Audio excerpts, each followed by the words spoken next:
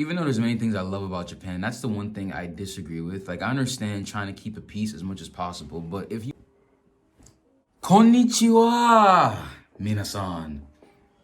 Kyo desu. So, I will be looking at another video by the YouTube channel Abroad in Japan. And actually, for those who don't know, Abroad in Japan was a channel I used to watch years ago before I went to Japan. It was one of those channels that helped me kind of like learn about Japanese culture. And I think Chris, the guy who runs this channel, is a very funny guy. And this video is 12 things to not do in Japan. So let's see what Chris has to say. And without further ado, ikimashou. So walking down the street whilst eating and drinking isn't illegal. You're not going to get shouted at and you're not going to get arrested by Ace Detective Sherlock Bones. But what you will get is the stare of disapproval. A lot of people don't know this one until you get here and never see anyone doing it. What you'll find is if someone wants to eat or drink something quickly outside, they'll buy it at the convenience store and then eat it or drink it out the front. Same with vending machines. If they buy something from the vending machine, they'll drink it there and then next to the vending machine. The main reason is people are very conscious about keeping the streets clean here, and you don't want to ruin someone else's day by having them walk through your spilt coffee. That said, all you need to do to avoid the stare of disapproval is just stop and eat and drink whatever it is there and then. Maybe it's on a bench, maybe you're just standing at the side of the road, whatever. Just don't walk whilst eating and drinking and you'll be all right. So that I didn't know. Let me know what you guys think about that, because I remember one time when I was in Tokyo, I was with Edita-san and another friend of ours, and I bought McDonald's and I was sharing my fries with them and we were walking back to the apartment. So we did kind of do that, eating fries out the bag. So I'm not sure if that counts, but let me know what you guys think in the comment section below.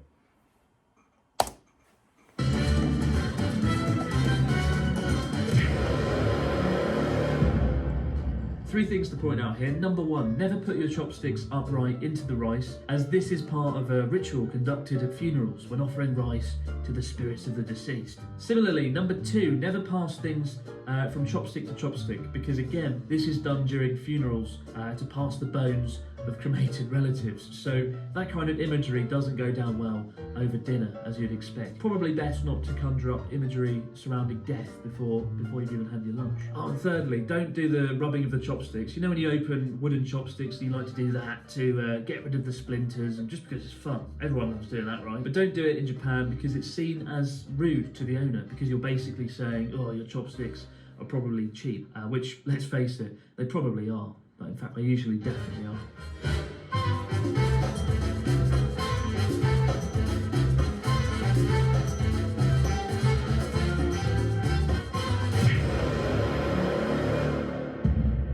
Probably the greatest thing about Japan ever, and the reason that I eat out several times a week, just because I save 20% automatically. In Japan, it's believed that customer service should always be exceptional, with staff giving 120% every time. 120%? 110%, 120% would be ridiculous. But it's not necessarily rude to tip someone, it just creates this awkward situation where the worker, the staff, would feel like you're assessing their performance and they could potentially lose face. So you might think you're being nice by giving someone a tip, but you're not. You're just creating an uncomfortable situation for the worker, and they'll probably just reject your tip outright. So don't be tempted to do it.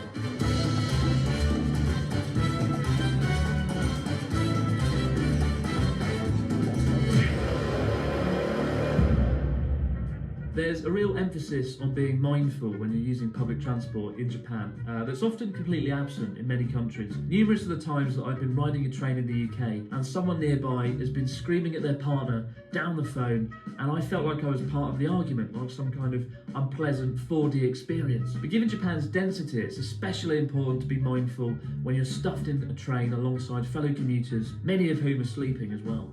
With that in mind, don't ever talk on your phone on the train. That's a massive no thing to do here, and even talking loudly is looked down upon. If you're on a local train or a subway train and you get a phone call, just ignore it until you get off. And if you're on a bullet train, you can go to the little compartment in between the carriages and take your call there.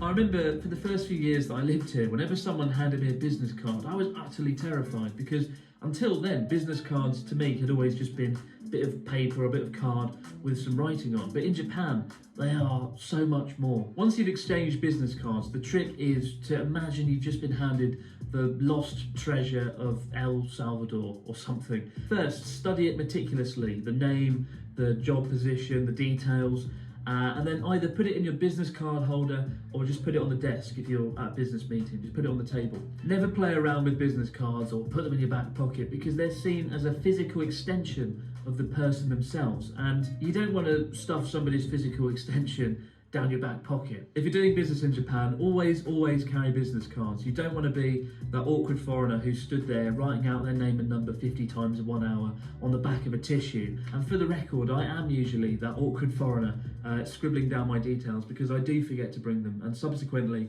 I hate myself when it happens.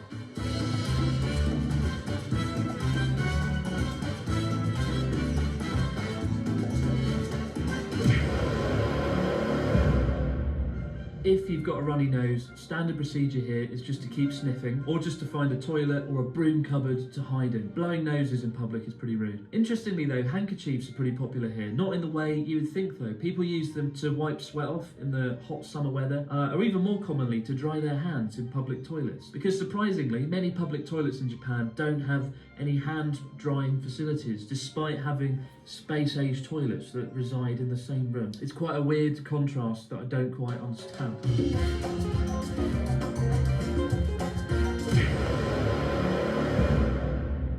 Physical contact in Japan isn't really a thing. You'll bow a lot, you'll nod enthusiastically daily, but occasionally you might shake hands with someone if they're a good friend or a business client that you get on well with, but generally I avoid it unless someone makes the first move. And hugging in particular doesn't go down well. It's just met with expressions of awkwardness and despair. And also amongst couples, public displays of affection are phenomenally rare here, so don't be surprised if you get the stare of disapproval if you're kissing your partner frantically in the street.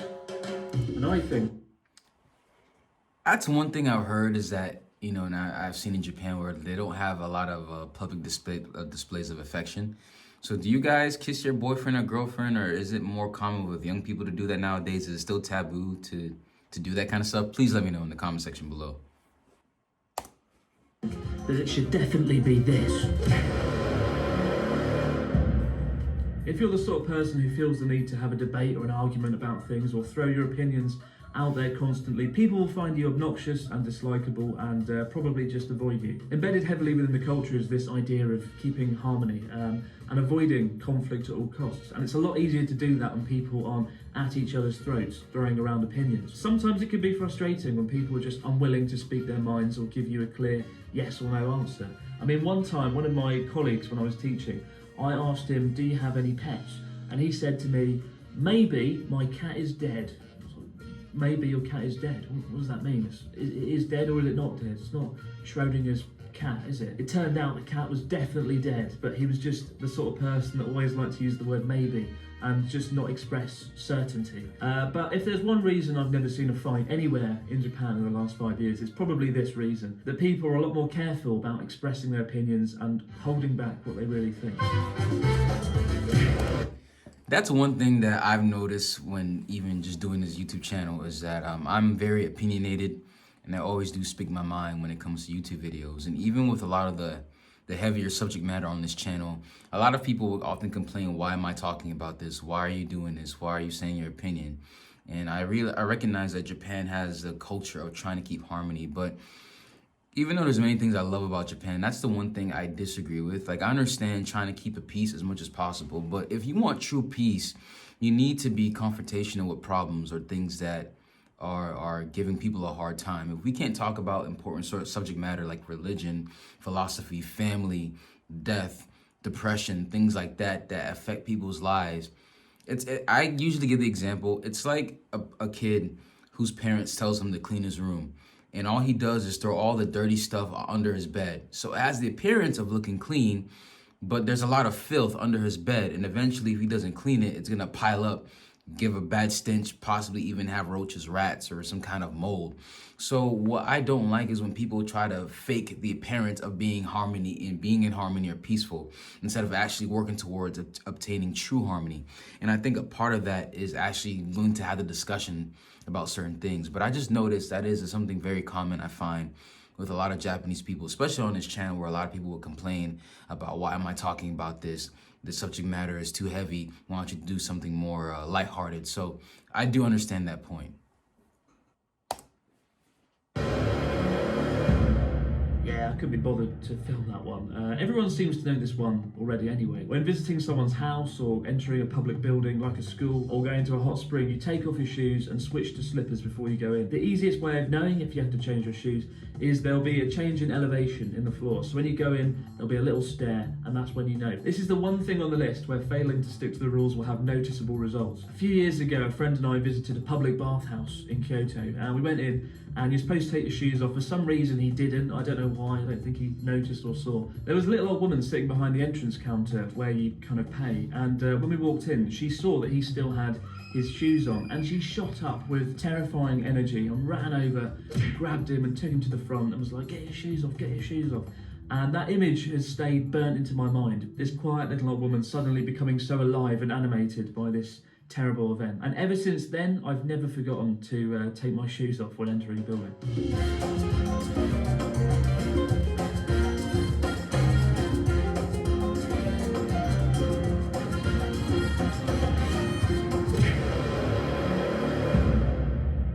For whatever reason, rubbish bins and trash cans are disturbingly rare in Japan. Outside of convenience stores, it can be a nightmare to find one. And the reason I put this on the list is because so many people, so many of you guys message me on Twitter saying, I'm in Tokyo and I can't find a bin, what should I do? I've wandered through Tokyo for up to 20 minutes sometimes, just in search of a bin and can't find one. The streets though, despite that, are shockingly clean here because people, if they can't find a bin, they just take the rubbish home with them. It can feel like some kind of mini game sometimes, going in search for a bin, because when you do find a bin, you feel a real sense of achievement. But despite that, don't be tempted to litter. Just keep trying and you'll find a bin one day.